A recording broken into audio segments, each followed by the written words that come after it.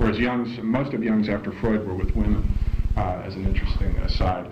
So he was not a perfect human being by any means, but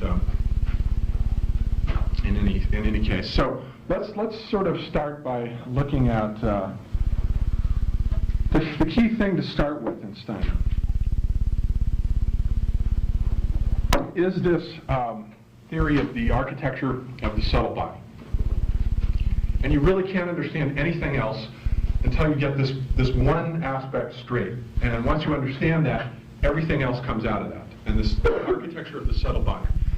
And what this is a sort of adaptation from the Hindus from the Vedanta system specifically of this idea of the sheaths that surround the soul.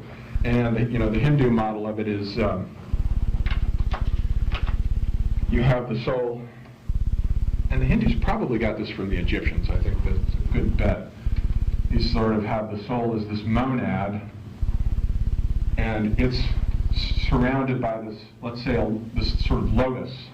And this is what the Buddhists say when they say the jewel in the lotus. This is what they're talking about. The soul in the lotus of matter is the soul within the body. And as these petals, unfold around it, you can sort of peel them back. And each one of these represents one aspect of the subtle body until you peel it all the way back and you get to the core nucleus of the jiva, or the purusha, the monad that is immortal and indestructible.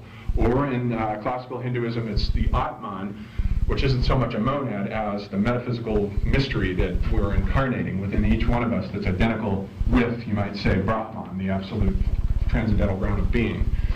Okay, so then the trick is, what are these lotuses? What are the different petals? And the first of them is known as the Annamaya Kosha. This is the Hindu system, not Steiner yet. This means sheath made out of food.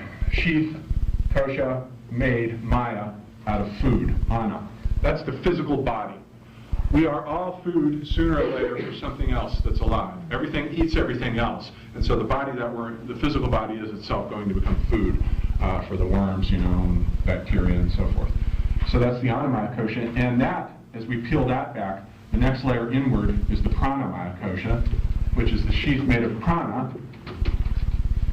And prana is simply, as you know, it's chi. It's the vital forces. It's the invisible structural meridians through which the breath channels, and all the vital energy is stored up therein. If that gets disturbed, then you're in for an illness. So that's the sort of pranamaya kosha, and then bound up with that is the manomaya kosha, which is the sheath made of mind. So all these three are intimately intertwined with each other as the sort of physical and etheric body. The manomaya kosha is the mind, the sort of lower mind that's, when you're suffering, when you're in health, when you're in poor health, an accident happens or whatever, something bad happens to the food sheath, the manomaya kosha says life's not worth living.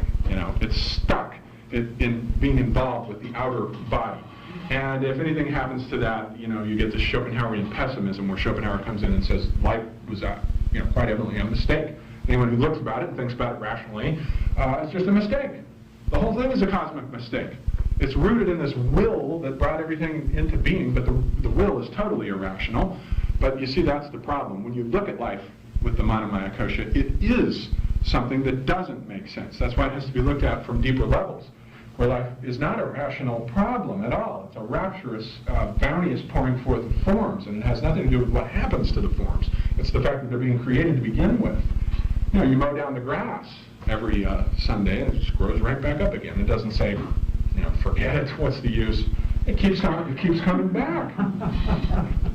So then we have the deeper wisdom, that is the goal of yoga, is sort of to connect these outer sheaths to these lower two, which are the Vijnanamaya kosha, which is the sheath made of wisdom. And Vijnana can also be pronounced Vijnana. The Vijnanamaya kosha is the sheath made of wisdom, and that's what's bringing the grass up all the time. That's what brings all the trees up, all the plants, all the flowers. That's what drives the sexual energies. That's what drives everything to come into being to begin with. And it's absolutely relentless. There's no stopping this thing. You can drop atom bombs everywhere around the world, and it'll be repopulated again, despite the misery, in no time at all. This thing just doesn't care what's going on out here. The goal is just to keep producing forms. And so no matter how miserable life gets, there will always be this reproductive mystery, and the sexual energies are rooted in this. It just doesn't matter what happens to the forms in the outer world. And myths come out of this. Myths come out of the wisdom body, because myths are these visions that come out of the wisdom body whose job is to reconnect the alienated monomaya kosha back to the wisdom of being. So myths are messages that relate us to the preconditions for living. And then the final one of these is the Ananda Maya Kosha. And Ananda, of course, means bliss. And that's it. You're rooted in rapture. That's the ultimate transcendental ground within us. That's the primary thing that is. You are rooted in rapture beneath all of these outer layers of suffering. And, this is what those Buddhist monks who had lit themselves on fire during the Vietnam protests, they were just jacked right into this level, the Anandamaya Kosha. And once you're in that level, if you can bring the Manomaya Kosha down into that level and keep it there, you can endure anything. Whatever happens to you can be endured. And so that's the sort of pragmatic, this is the Vedantic system, and Steiner's system is a kind of translation of this, but it doesn't map on exactly. So his subtle bodies go, if we sort of look at them this way,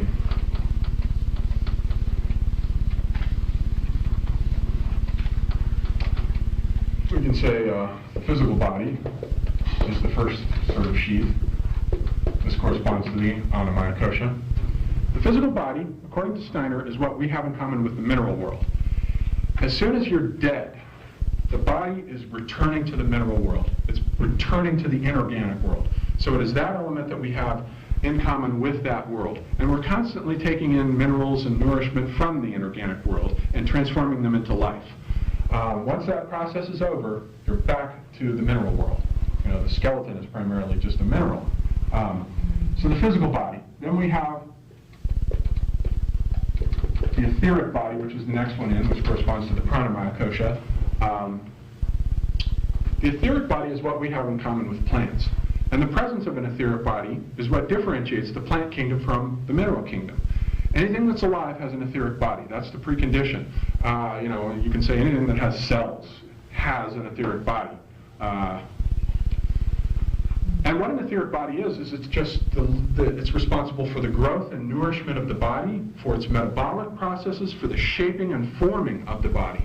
And when there are disturbances in the etheric body, that's when you get illnesses. And when the etheric body leaves the physical body dies. Steiner has this bizarre thing where he says, if you ever feel your arm falling asleep, what it is that the etheric body has partially and momentarily separated from the physical body at that moment. And then he says, we'll look at that in a second.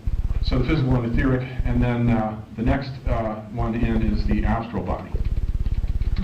Now the astral body is what we have in common with animals. And the presence of an astral body is what differentiates animals from plants. And what that is simply the faculties of passion and desire, the desire to sort of reproduce, everything that drives an animal to experience pleasure and pain. So the basic pleasure-pain thing is what is central to the astral body and what's moving the animal world in contradistinction to the plant world. Plants are just sort of there living in this, now he does correlate these with the Hindu levels of consciousness where he says the physical body, first let's say, where he says the etheric body corresponds to deep dreamless sleep.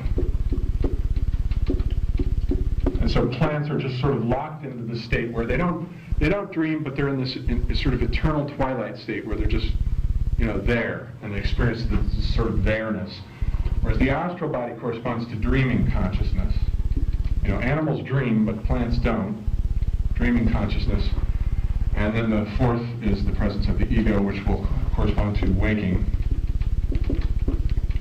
And the sort of mineral world just corresponds to, a duller type of consciousness that's even duller than deep dreamless sleep. Now, this whole thing about the ego in Steiner, it's important to differentiate this from Jung's ego because it's not the same thing.